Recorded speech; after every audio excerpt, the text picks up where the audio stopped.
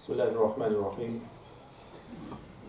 الحمد لله رب العالمين وأصلي وأسلم على المصطفى النبي الأمين محمد وعلى آله وأصحابه أجمعين لا إله إلا الله وحده لا شريك له له الملك وله الحمد وهو على كل شيء قدير اللهم اغفر لنا ذنوبنا وإسرافنا في أمرنا يا كريم وثبت اللهم أقدامنا وانصرنا ولا تنصر علينا يا أكرم الأكرمين اللهم إنا نشكو إليك ضعف قوتنا وقلة حيلتنا وحواننا على الناس يا كريم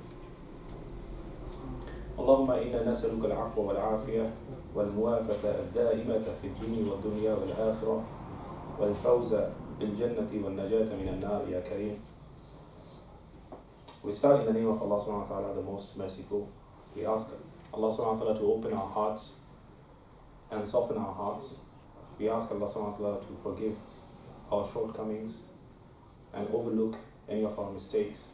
We ask Allah subhanahu wa ta'ala to reinforce our iman through His dhikr, through His book, reading and pondering the Quran al-Kareem. We ask Allah subhanahu wa ta'ala to allow us to follow in the footsteps of the Prophet sallallahu alaihi wasallam and his blessed companions who were described by Allah subhanahu wa ta'ala, by our Prophet sallallahu alaihi wasallam as the stars, ashabi kan-nujum. We send our salutations on his luminous household. My respected brothers, I'm very pleased to come here and speak to you today to share some of my reflections. And the topic at hand today is about social media, the addiction of social media, and how the whole process of social media works. And I think this is a pertinent topic, something very important to all of us, not just the youngsters, but adults like myself as well. Because quite often we don't understand how addiction works. And the reality of addiction is that whenever the word addiction is thrown around, we think it is substance, some sort of substance addiction, right? That is something that you take, you sniff, you inject in your body. That's what normally we attribute to addiction. But there are other forms of addiction. And the reason why we don't see social media addiction as something very dangerous is because we don't see the effect as such. And today, inshallah, I'll highlight some of the effects, some of the causes, some of the detriments of social media addiction, inshallah. And by no means am I saying that I'm talking about this, that I'm free of this. We all are. So, inshallah, I'm hoping today's reflection will be a stepping stone for us to really reflect on our relationship with social media, inshallah.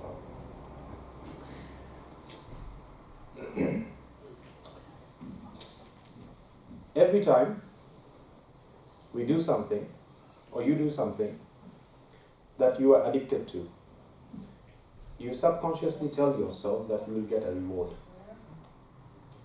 Every time you do something, and the purpose behind doing something is normally driven by the idea of a reward. And in reality, you cannot see this reward. And this reward takes place in the form of a chemical release in the brain called dopamine. And I want you to hold on to this word, dopamine. It's very important. Once again, every time you and I, we do something that we find pleasing, we do it because we know as soon as we have done that, we'll feel good. And that feel good factor is this chemical release in the brain called dopamine. And therefore, every time you pick up your phone for a notification, when the phone is buzzing, or there's a notification that goes off on the phone, your brain releases this tiny amount of chemical.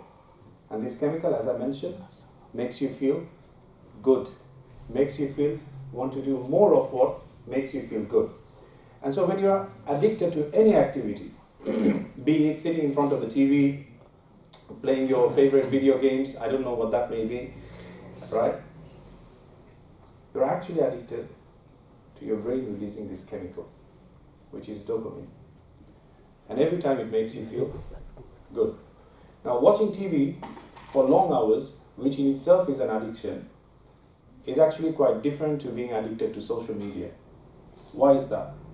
Because TV does not break up your attention as such, the way social media does. When you're working, when you're doing something, how often has it happened that you're doing something and in the middle, after 5 minutes, your phone buzzes and you're on social media for the next half an hour? Happens to every one of us, right? Those of us who are elderly, who are not probably on social media, we spend a lot of time watching these news thing on WhatsApp, on YouTube, right? It's all part of social media. So if you're watching a movie or a TV, nothing much is happening for the entire 45 minutes, hour and a half, right? And you're probably engrossed in this activity with focus. But social media, on the other hand, is quite different in that social media depends on new content. And that's exactly why after you scroll down for 5-10 minutes, what do? You go up and you refresh it for more content, right? When you're watching TV, there's not much happening, right? A notification, a new post, a new picture, it's all about new. And that's exactly why social media works so well, and that's exactly the same psychological effect that marketers take advantage of from human beings. And that's why, cars, every 3 years they refresh the model. It drives the same. The inside, the engine is the same. A Seat is no different than a Volkswagen. The Volkswagen is no different than what's the other brand? Skoda, right? But outside it looks different because it's new, right? So social media depends on this idea of providing you with something that's new, something which is called, of course, content. And that's why you have influencers nowadays, right, who call themselves what? Content creator. But at the end of the day, you go through their content, there's actually nothing very productive. They're probably dancing, they're doing these silly moves. That's pretty much it at the end of the day, right? And so, if you were to put this feel-good factor on a chart, right, while you're watching TV, your chart would be like a straight line. But if you were to put this chart on your brain when you're on social media, it would be spiky because you're constantly getting that release from your brain, right? Guess which other person gets the same amount of dopamine release? A person who is addicted to heroin. And the problem is, you see, anytime we talk about drug abuse, we have a very stigmatized opinion or an idea or a view about that person. But everyone around here, everyone here, present here, have the potential, unfortunately, to be addicted to drugs. But that drug does not come in the form of a substance. It comes in the form of a social media. Right? And that's why you see people nowadays, you have families, who go to restaurant. I've seen that many times. Unfortunately, when I say these things, I'm not, I'm sure everyone can relate. I'm not saying, you guys do that stuff. As soon as the child sits down, what do the parents do? Put the tablet in front of them. That would shut the child up. Right? Right? That's the effect of social media. It doesn't allow you to sit there in one place with focus or enjoy the moment. Because you become so addicted to this drug release. You're so hyper, your brain is so active that it always needs that release. Almost reminds me of someone being at the hospital bed on a drip. But you and I, we're on a social media, we're on a dopamine drip, except it's plugged onto our brain. Right? Why can we not get out of this addiction? Right? Why? Because you see, when the moment you think that I'm doing too much of social media, you ask yourself, I need to stop. Because it's an addiction and it works the same way as a person who is addicted to drugs, substance, you and I will get withdrawal symptoms as well, right? One of the very common withdrawal symptoms of coming off this addiction is that suddenly you find your life is boring. I'll give you an example. I have a niece who, we told her once that we booked a holiday at a cottage. She was supposed to come with us. We told her that we're going to stay there at the cottage for 3 days and there's no Wi-Fi. She got petrified, she got scared. Her initial response was, what am I going to do? Right? For 3 days there's no Wi-Fi, I can't use my phone. What am I going to do? Right? For her, life is all about being on that constant dopamine release. Right? Similarly, children nowadays, when they're sat with their father, with their mother, they find the parents talking to them boring because it's not as exciting as the new content when you refresh your post. You see how it changes our perspective, it changes our appreciation of time. Right? There's very few people nowadays who can actually sit around and have conversation. The other day I went to a restaurant and I saw these 4 young lads come in, place an order for burgers or whatever, and then they sat around and they got their phone out and they're all on their phone. They're on this virtual social world, but they're not quite social around themselves. Right? And of course, not to mention the fact that we become enslaved to our phones, right? To our social media feed. You cannot study for a solid hour without checking your phone, perhaps 5 times, 6, 10 times, sometimes even 20 times. I've seen people who literally every minute they flick their phone out of their pocket and they're checking it. There's nothing to check, but they're still checking it. Because doing that now releases that chemical in your brain. You become enslaved, right? I saw these posts some time ago, how people walk dogs on a leash. And then this post shows how we are on a leash, but the leash is connected to our phone. Puts things into perspective. And so the quality of your relationship with your parents, with your friends, with your relatives, it degrades, it goes down.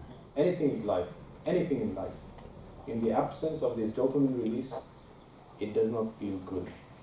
Because that feel-good chemical is not being released. Right? Life becomes worthless, unfortunately. Right? When you go out to eat with your family, time drags, unfortunately. And you cannot wait to get back home so you can check your social media feed again. And not to mention, being on social media excessively, it wastes your time. I overlook a madrasa, and I remember one day speaking to one of my students who was doing hifz, and don't forget they come around 4:30, 4 o'clock to madrasa after they finish their school. Their school starts probably around 9 o'clock in the morning, finishes 3 o'clock.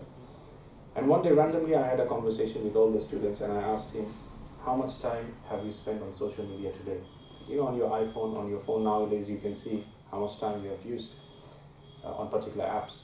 So mashallah, he was being very honest. He had already spent 3 hours on TikTok. I said, mashallah, where did you get that time from? You must be very productive. He goes, Ustadh, I woke up for Fajr. I said, excellent, mashallah, you woke up for Fajr. What did you do? I did not go back to sleep. From 4 o'clock till 7 o'clock, I was on TikTok. I said, okay, cool, you're being honest. Tell me one thing that you took away from those 3 hours. Nothing. Say you deprived yourself of sleep. You could have had a good sleep, had a wonderful day. Oh, actually, yes. We are talking about why he was feeling so tired that day. Right? So social media aids you to actually waste your time listening, and you don't realize that you're doing that. And secondly, this is something that youngsters perhaps can relate to directly. Social media, you see Facebook, the youngsters, they say Facebook is dead. The youngsters don't use Facebook anymore, right? And if you're an adult and you're caught using Facebook, people will say you're so old, right? Why do youngsters not use Facebook? Because it requires effort. Facebook is based on posts. You read posts. People don't read anymore. Even Facebook becoming a book, people don't read it anymore. People don't read books anymore because it requires effort. It requires brain power, right? It requires attention. But on Instagram, on Snapchat, it's fed to you directly. You see a picture, picture speaks 1,000 words. You see a video, it engages you, it catches you, attracts your attention even more. And that's why youngsters they're not on Facebook anymore. You see, when you're using your brain capacity less and less and less on a daily basis, what's happening ultimately? You and I become dumb. And that's the end result of using social media excessively. That it dumbs you down, unfortunately. It dumbs you down. Even though there's this one book that you are reading every day, which is Facebook, not a proper book, you don't do that anymore because it requires effort. Right? So social media dumbs us down. And lastly, before I move on, I only have 5 minutes. Social media can lead to depression. There's this term called narcissism. Right? Narcissism means it's all about me. Look at me. Right? Give me the attention. And that's why when you take that picture with the front-facing camera, you say selfie. Right? It's all about myself. Right?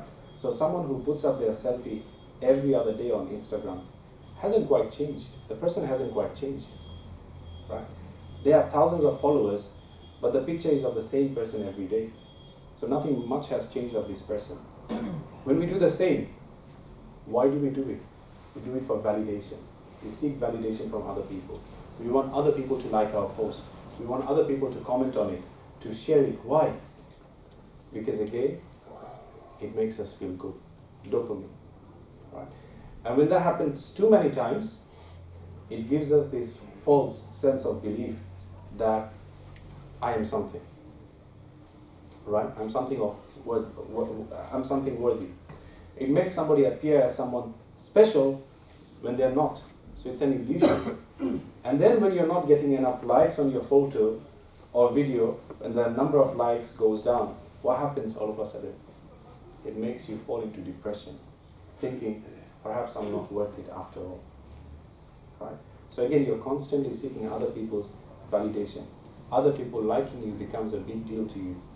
So you see how from feeling normal through overuse of social media, a person can actually become depressed. Right? And so when you're on social media far too much, your social image becomes very important to you. Very important. And that's why nowadays you see a lot of youngsters, when they put a picture of themselves on the social media, you see they tidy up the place around them. But what's happened behind the camera, only the parents know. It's a tip. Right? It's all about the social image. Right? Lastly, how do we get out of it? There can be many different ways, but I'll share 2 ways with you, inshallah ta'ala, today. First is, of course, through talks like this, perhaps having engagement between parents and children, is the appreciation of the fact that I may be addicted to social media. On iPhone, I'm not sure about Android, you have this great tool, you can see how much time you spend on any app. Keep an eye, track it. Is my usage of the phone or a particular app going down, or is it going up? Right? So you have to cap yourself. In other words, what I'm trying to say is that you have to fast. You have to fast from social media. Right? You really have to exercise your willpower. Because one thing that addiction does, this particular addiction, is it reduces your willpower so much that every time a notification pops up on your phone, you feel the need to reach out and check it. So you must tell yourself that that post or notification is not going anywhere. You can always check it later when you're done doing whatever you're doing, whatever is at hand. In fact, I would suggest going as far as saying, put the phone away. When you're doing something, you want to engage in doing a particular act, perhaps studies, or spending time with your family. I have this personal rule. If I ever go out with my wife, let's say for a dessert with my children, I don't check my phone. I put my phone on the table, upside down, I don't check it. Because that's my time. I don't want the phone to steal from my time with my family. Right? Therefore, put the phone away, don't check it. And if you are somebody who's a student, sitting for your GCSE, A-levels, whatever, Give yourself 5-minute window after every half an hour, 45 minutes. You're not completely neglecting your phone. We cannot stay away from social media completely. That's not possible. But you tell yourself that, look, social media does not rule over me. It's something that I use. What's happened now is we don't use it. In fact, social media, we allow social media to abuse us.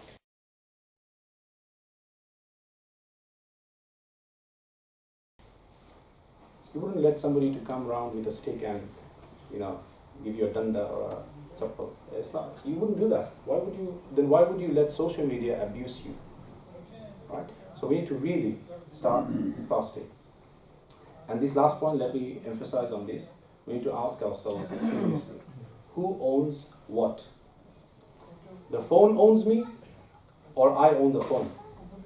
Because if I own the phone, then I will use it. And if the phone owns me, then the phone will abuse me. Right? Everybody uses at least 5 to 6 hours of the phone these days on a daily basis. That means every 4 days, you have used 1 day of your life, 1 day of the week, just on the phone. And so when somebody comes and says, brother, I really want to do hifz of the Quran, but I don't have the time. Get rid of your phone. You don't know how you waste your time. Right? If time is really important, you want to protect your time. Right? If there's only one currency in a person's life, that is not money. Right? Time. You and I were made of time. When our time's up, we are out of this place. Right? Money can come and go. But time is constantly fleeting us. And that's exactly what social media does. It eats away at your time. And before you know it, you're a 14-year-old person, you'll be 20. You're 20, you'll be 25. But you will hardly look back and check how much time I've spent on social media, how much time I could have actually productively used. Right?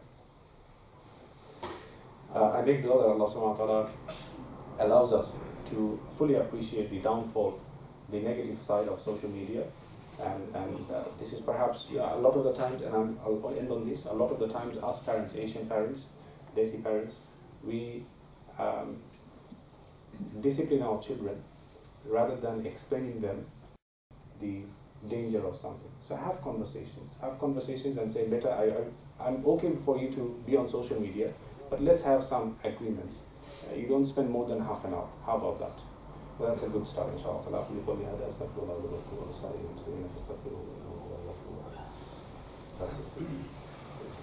Please pray your sins.